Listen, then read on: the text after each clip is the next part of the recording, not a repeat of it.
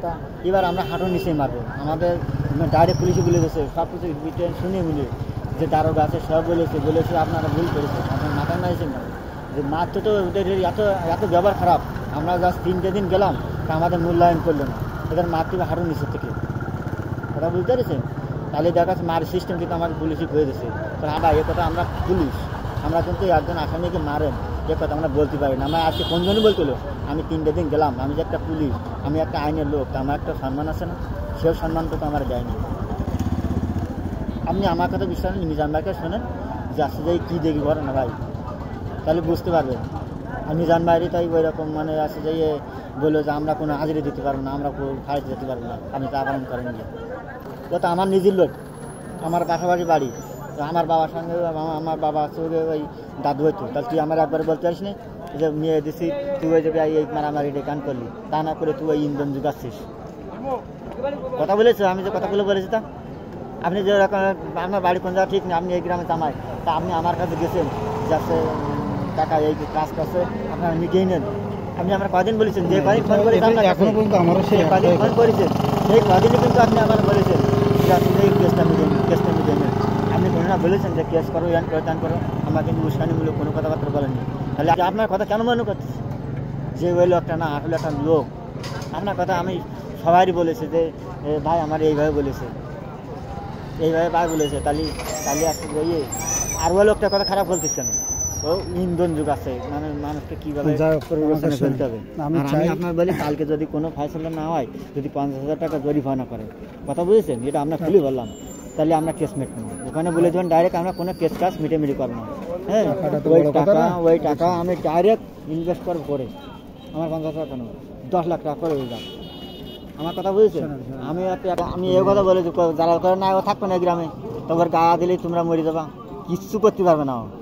গ্রামের এক পক্ষে আরও আছে আলাদা, ঠ্যাং বাড়ি হাঁটু নিচে একদম তুলে ফেলাই দেবো পরিষ্কার বাড়ি। মারামারিটা ভালো কথা না, কেস করে আসি তারপর আছে মা আছে যে ওই হাঁটু নিচে খুলে ফেলাই দেবো, আপনার বলে দিলাম এ কথা।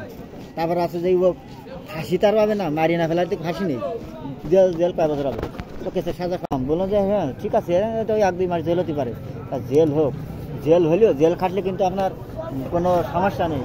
জেল কাটার পরে আপনি আসলে বাড়ি আসলে আপনার ভয় পাবে, ওরা আরও ভয় পাবে।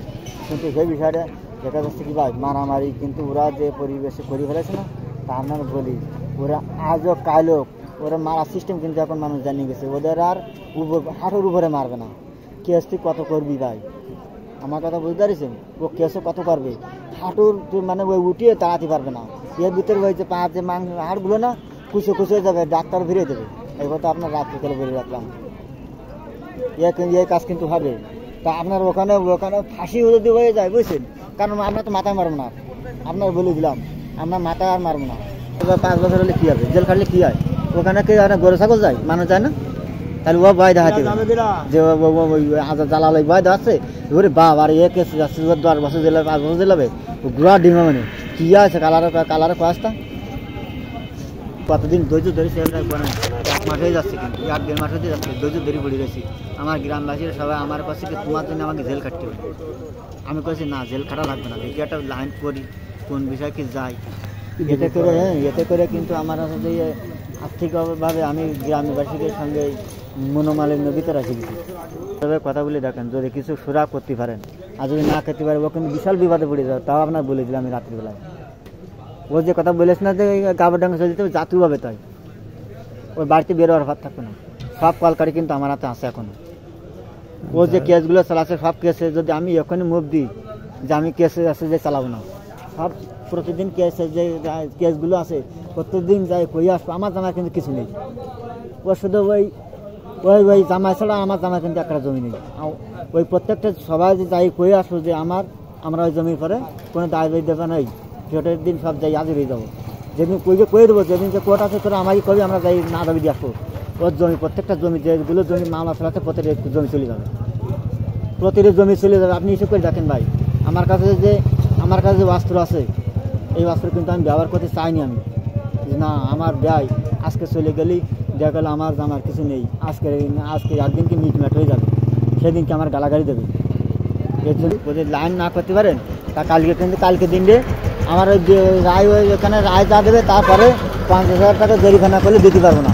একদম সাপ কথা, সেটা আপনার বললাম না, ইচ্ছে কথা আমরা বললাম যে ওরাও যে চিন্তা ভাবনা 50,000 টাকা আনি, আমরা কয় টাকা জরিমানা দেবো না দেবো সেটা আমাকে পারবো কেন, জুরি বোর্ড কেন যাই করুক। আমি যদি মীমাংসা না আসি কি কোনো আমি লোক চাকরি দিলে যে আমি পস্তাই দিচ্ছি তাই তাই এই বিষয়ে জরিমানা করা করতে যদি বলে সমস্যা হবে, তা কিন্তু পারবো না। এ কথা আপনার বলে দিলাম, এটা আমার মনের কথা। আমার কিন্তু একটা ঘৃণা আসি গেছে যে আমি আজকে দৌড়াদৌড়ি করে সবাই শুধু মানুষের এই যেগুলো ডাকেছি এদের মান সম্মান যেই টাকায় আমি কেস করতে জানি, তা আপনার বলে দিলাম। কারণ কেসে কী হবে, ওয়াদের দিন জেল হবে। ভাই আমি পরে কথা বলবো, এগুলো তো মানুষের জন্য। তাহলে আর সমস্যা কী? কিন্তু ও যে কী পাঁচটান জমি জায়গা যা আছে এবার আছে যে চারানা থাকবে না, এই কথাটা আপনার বলে দিলাম। ওয়ারির টাকা দিয়ে ওয়ারির কেস নিতে হবে, ওয়ারির কেস চালাবো, কিন্তু ও তো সে লাইন বুঝতে পারেনি, বুঝেছে কিন্তু